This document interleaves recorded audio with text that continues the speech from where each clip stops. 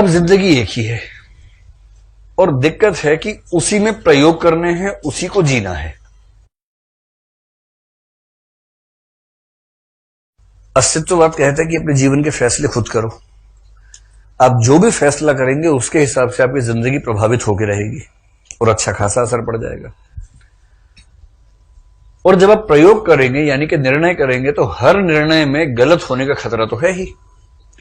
निर्णय गलत सिर्फ इसलिए नहीं होता कि हमारा निर्णय करने का जो स्टेमिना है या क्षमता है वो कम है। कई बार सूचनाएं कम होती हैं, कई बार परिस्थितियां ऐसी होती हैं कि वो फैसला करना पड़ जाता है। और हमारे जीवन के बहुत सारे निर्णय ऐसे होते हैं जो गलत होते हैं। थोड़ा बहुत गलत तो हर निर्णय है, कुछ ज्यादा गलत हो जाते हैं। गलत भी है और उनका जिंदगी पर बहुत गहरा प्रभाव भी है। एक निर्णय गलत हो गया, उसका प्रभाव इतना हमारे ऊपर आएगा। अब सवाल है कि उस प्रभाव में जीते जाएं। फिर मन करता है कि भाई एक निर्णय गलत हुआ, एक और प्रयोग करके देखते हैं।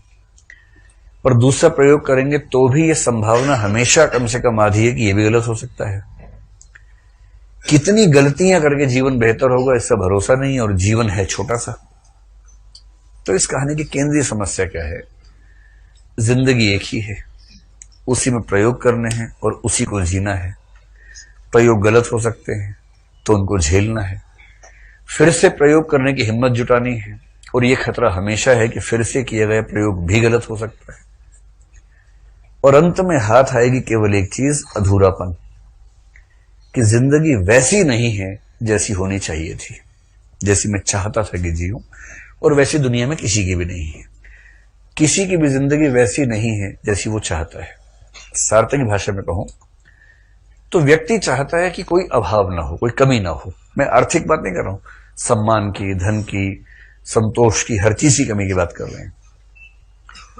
और सार्त्र बहुत अच्छा दार्शनिक भी था।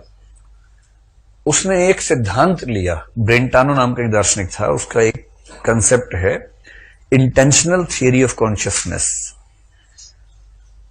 जो ब्रेंटानो से सार्त्र ने ली, ब्रेंटानो से हुसल, हुसल से उसके स्टूडेंट सार्त्र ने ली।